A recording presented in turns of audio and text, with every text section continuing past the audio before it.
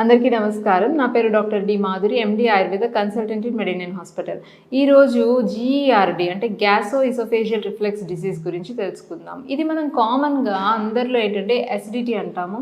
So ఈ GERD అనేది ఏంటంటే అసిడిటీ సివియారిటీ ఎక్కువ అయితే మనకి కండిషన్ అనేది వస్తుందన్నమాట.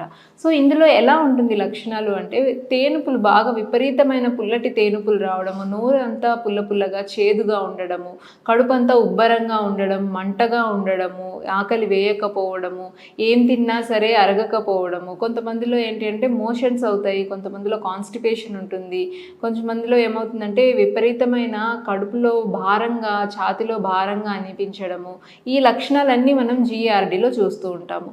సో అసలు ఎందుకు ఇది వస్తుంది అంటే కనుక మనం ఎవ్రీ డే మనం 3 పూటల ఆహారం అనేది తీసుకుంటాం. ఈ తీసుకున్న ఫుడ్ తీసుకోకపోయినా మన బాడీలో ఏమవుతుంది అంటే స్టమక్లో కొన్ని యాసిడ్ సెక్రీషన్స్ అవి జరుగుతాయి.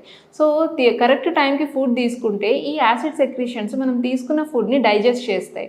బట్ ఎప్పుడైతే ఫుడ్ సరిగ్గా తీసుకోకపోవడం వల్ల, లేకపోతే తీసుకున్న ఆహారంలో కూడా ఎక్కువ స్పైసీ ఫుడ్స్ తీసుకోవడం, లేకపోతే హెవీగా డైజెస్ట్ అయ్యే ఫుడ్స్ తీసుకోవడం, ఇలాంటివి ఎక్కువ తీసుకోవడం వల్ల ఏమవుతుంది అంటే ఈ యాసిడ్స్ సెక్రీషన్స్ అనేవి జరిగి అక్కడ మనకి ఓవర్ ప్రొడక్షన్ ఆఫ్ యాసిడ్స్ జరుగుతుంది అనమాట. దానివల్ల స్టమక్ యొక్క లైనింగ్ అనేది దెబ్బతింటుంది. అట్లాగే ఫుడ్ పైప్ నుంచి స్టమక్కి మనకు ఒక చిన్న స్పింక్టర్ అనేది ఉంటుందన్నమాట. దాన్ని మనం గ్యాసో ఇసోఫేజియల్ స్పింక్టర్ అంటాము. సో ఈ స్పింక్టర్ అనేది ఏమవుతుంది అంటే ఎక్కువ యాసిడ్స్ ప్రొడక్షన్ వల్ల లూజ్ అవుతుంది. దానివల్ల తీసుకున్న ఫుడ్ మన ఈ యాసిడ్స్తో కూడి మొత్తం మనకి గొంతులోకి రావడం జరుగుతుందన్నమాట. దీన్నే మనం రిఫ్లక్స్ అంటాము. సో దీనివల్ల ఏమవుతుంది అంటే గొంతు అంతా విపరీతమైన మంట ఉండడము జరుగుతుంది. అట్లాగే బాగా దాహంగా అనిపించడము, ఏం ఫుడ్ ఆకలి వేయకపోవడము, ఈ లక్షణాలన్నీ చూస్తూ ఉంటాం. సో దీనికి ఏంటి కారణాలు అంటే టైంకి ఫుడ్ తీసుకోకపోవడం వల్ల, అట్లాగే తీసుకున్న ఆహారం కూడా స్పైసీ ఫుడ్ ఉండడము, నైట్ లేట్గా తినడము, అట్లాగే మార్నింగ్ బ్రేక్ఫాస్ట్ స్కిప్ చేయడము, ఇలాంటివి, అట్లాగే పుల్లటి పదార్థాలు ఎక్కువ తీసుకోవడము, అంటే చింతపండు అని బాగా ఎక్కువ పుల్లటి పదార్థాలు, నిలవ పచ్చళ్ళు ఎక్కువ తీసుకోవడం, ఈ ఫుడ్ హ్యాబిట్స్ ఉన్న వాళ్ళల్లో మనం ఎక్కువ ఈ కంప్లైంట్స్ అనేవి చూస్తూ ఉంటాం అనమాట.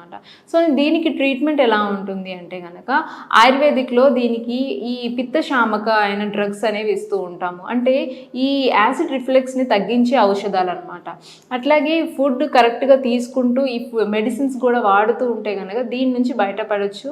సో ట్రీట్మెంట్లో మేము ఇచ్చే మెడిసిన్స్ ఫర్ ఎగ్జాంపుల్ ఏముంటాయి అంటే అవిపత్తికర చూర్ణం అని, శంఖవటి అని, లఘుసూత శేఖర రస్ అని, ఇలా కొన్ని డ్రగ్స్ అనేవి ఉంటాయన్నమాట. సో ఈ మెడిసిన్స్ పేషెంట్ కండిషన్ బట్టి అడ్వైస్ చేస్తూ ఉంటాము. సివియారిటీ ఎక్కువైతే కనుక అల్సరేషన్ కూడా ఫామ్ అయ్యే అవకాశాలు ఉంటాయి, గ్యాస్ట్రిక్ అల్సర్స్ అనేవి వస్తూ ఉంటాయి. సో అందుకే ఇనీషియల్ స్టేజ్లోనే దీన్ని గుర్తించి ట్రీట్మెంట్ అనేది తీసుకోవడం మంచిది. ఫస్ట్ ఏంటి అంటే లైఫ్ స్టైల్ చేంజెస్ చేసి, అట్లాగే ఫిజికల్ యాక్టివిటీ అనేది బాడీకి ఇంప్లిమెంట్ చేసుకుంటూ ఉంటే కనుక మెయింటైన్ చేయొచ్చు. ఇన్ కేస్ ఇదే కనుక సివియర్ అయితే మనం మెడికేషన్కి వెళ్ళాల్సిన అవసరం ఉంటుంది. సో ఎవరైనా సరే ఈ ఎస్డిటీ కంప్లైంట్తో, జీఆర్డీ కంప్లైంట్తో బాధపడుతూ ఉంటే మా మెడినైన్ హాస్పిటల్కి వచ్చి విజిట్ చేయండి. దీనికి చాలా మంచి ట్రీట్మెంట్ అనేది మీకు అవైలబుల్గా ఉంది. Thank you.